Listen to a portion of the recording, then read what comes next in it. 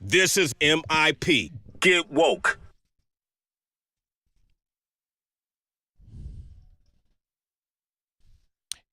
19 minutes before the hour.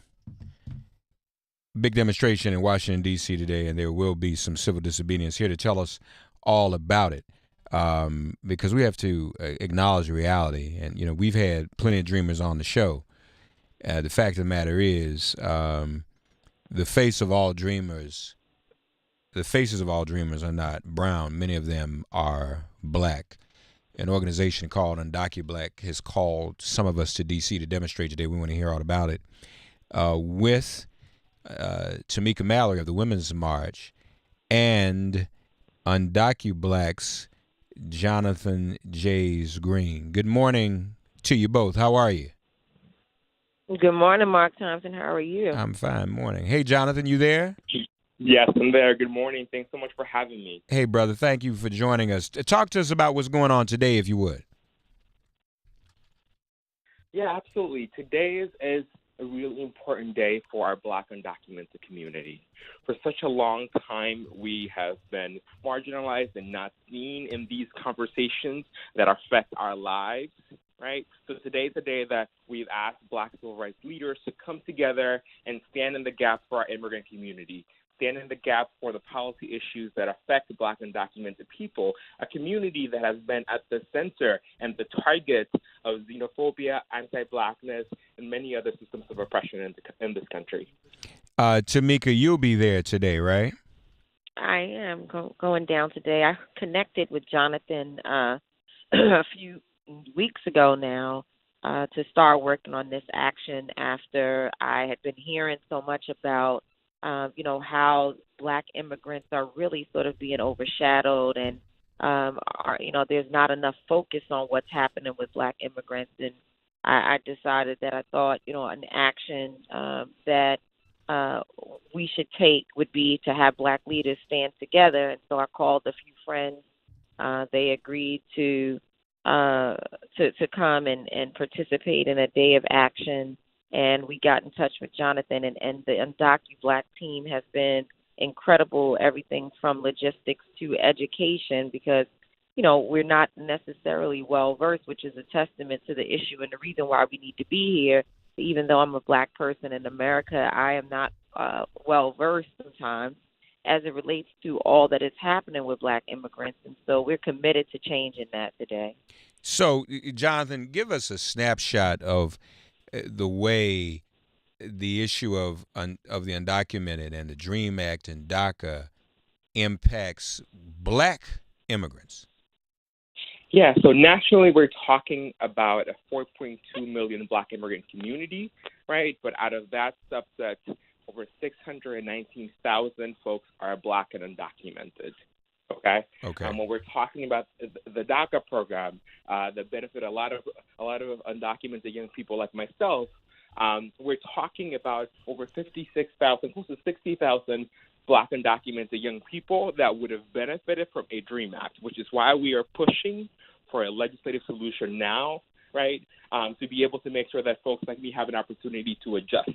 We're also talking about some of the other undocumented community that is Black and undocumented that benefits from programs like the temporary protected status, and DED as well. So of those undocumented, how many of them are currently operating under DACA? Do we know? Yeah. So the number is over 12 to 16,000, which is actually one of the really important reasons why we need to pass the DREAM Act, right? Because we're talking about 12 to 16,000 DACA recipients, right? But we're talking about over 56,000 Black undocumented young people, right? So the DACA program isn't enough because it doesn't cover even half of the Black undocumented young folks that could have applied. I see. So by the same token, how will the court ruling or the Supreme Court refusing to get involved yesterday affect those Black dreamers? And because my understanding is now the March 5th deadline that Trump had set up is pretty much null and void, isn't it? So here's what it's important to keep in mind. The Supreme Court decision yesterday was a really big victory for our communities. Sure. But all it really does is that it delays the process of determination. It does not end that process, right? Because we still expect the Trump administration to petition to be able to have the case heard at the Court of Appeals and to then take it up to the Supreme Court later on. So what this decision does for those of us that have DACA today is that it allows us a couple more months to be able to get our applications in to renew, right? My DACA expires in less than a year, so depending on how long this process takes, that might mean that I might have 2 more years of protection in this country. But it does not end. It does not actually provide a permanent solution. So it's important to keep that in mind. No, I got it. Well, and the other thing too,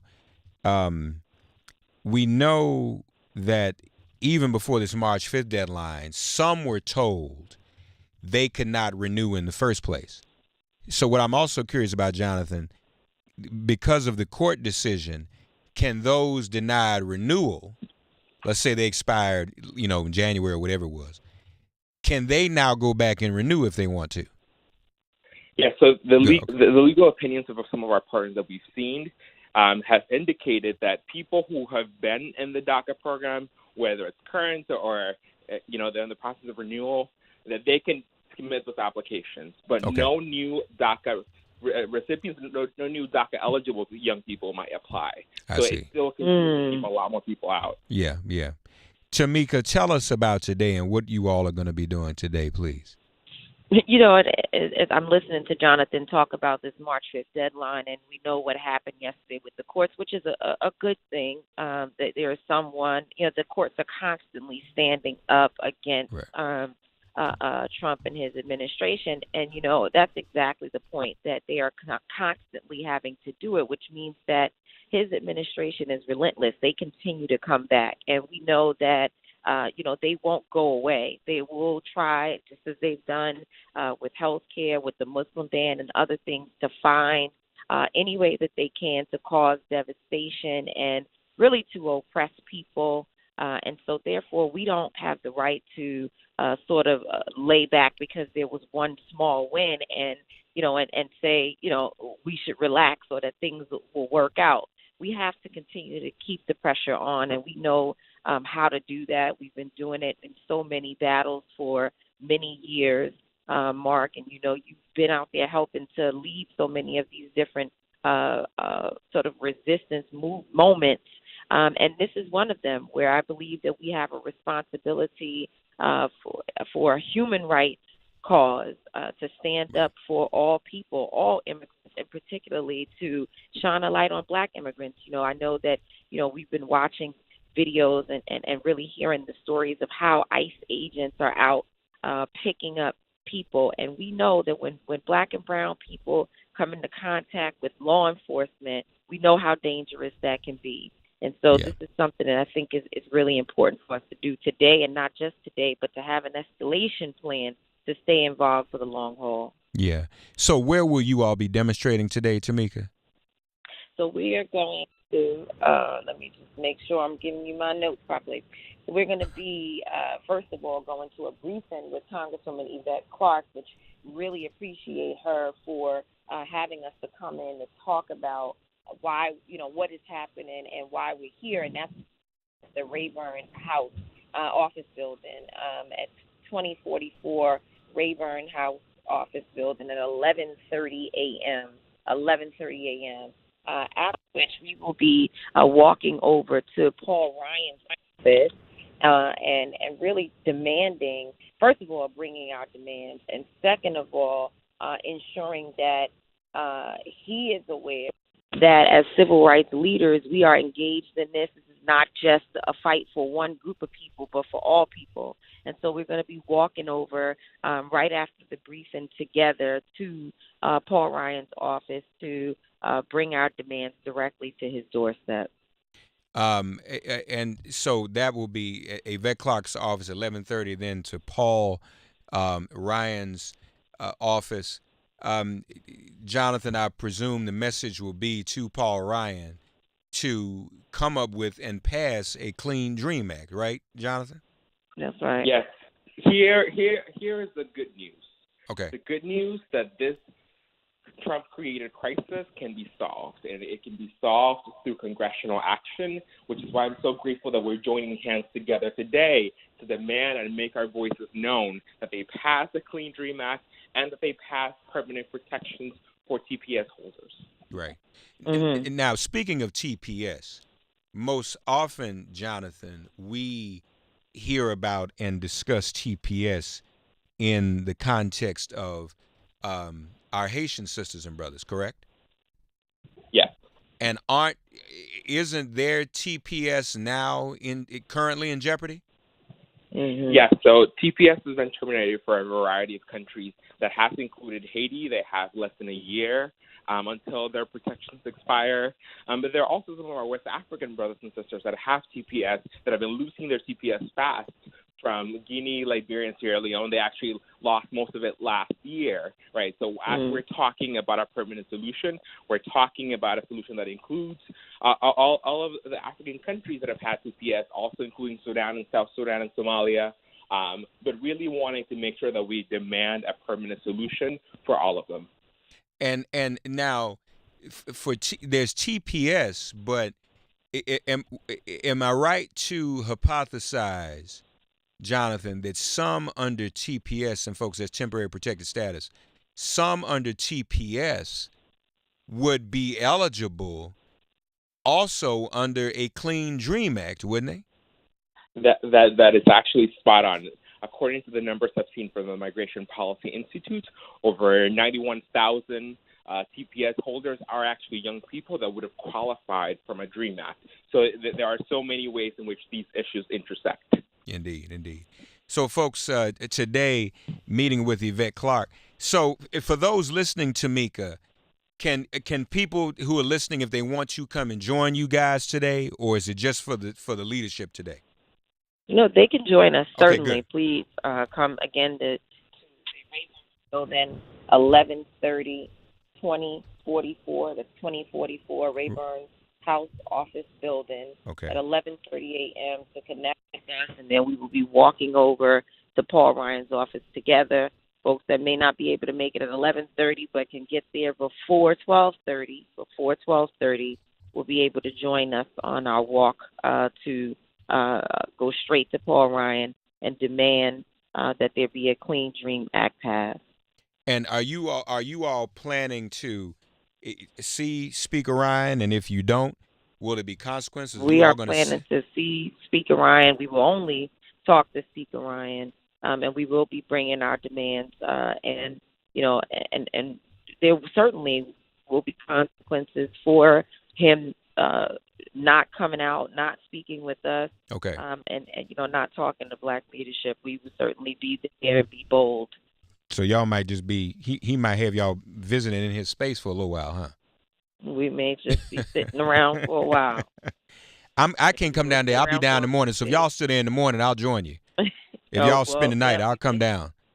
Because I'll be in D.C. in the morning anyway. So if y'all sit there, just let me know. I'll just come on over in the morning. I'll bring some breakfast, and we'll do the second shift. We may have to do like the Dream Defenders did and occupy until we get something done. So, Jonathan, website for UndocuBlack? Yeah, so it is UndocuBlack.org. Okay. UNDOCU, Black, like the people.org. And if people have additional questions or want to RSVP, they can send us an email at info@UndocuBlack.org.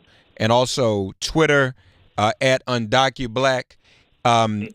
Jonathan and Tamika, just so you know, we've had over 30 dreamers on the air since Trump rescinded it.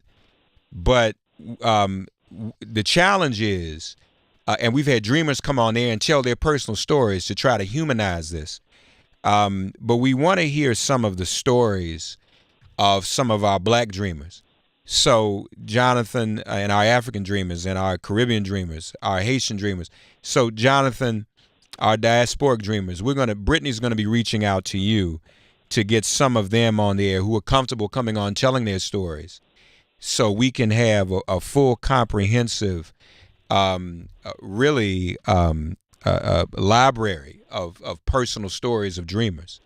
And then we're compiling. This is what we're doing. We're compiling all of their stories into a film that we're calling a documentary. How about that? A documentary. So we've already got over 30, and we want to hear from some in the diaspora. So we're going to be following up with you about that. Okay. Okay, that sounds great. Thank you so much. Thank you both. Be strong today. I'm with you in spirit. Like I said, if y'all spend the night in Paul Ryan's, I'll be there in the morning. Thank you. Thank you, all right. Mark. Thank you, Johnny. Love you too. You all be strong today, okay? All right. All right. Take care now. Bye-bye.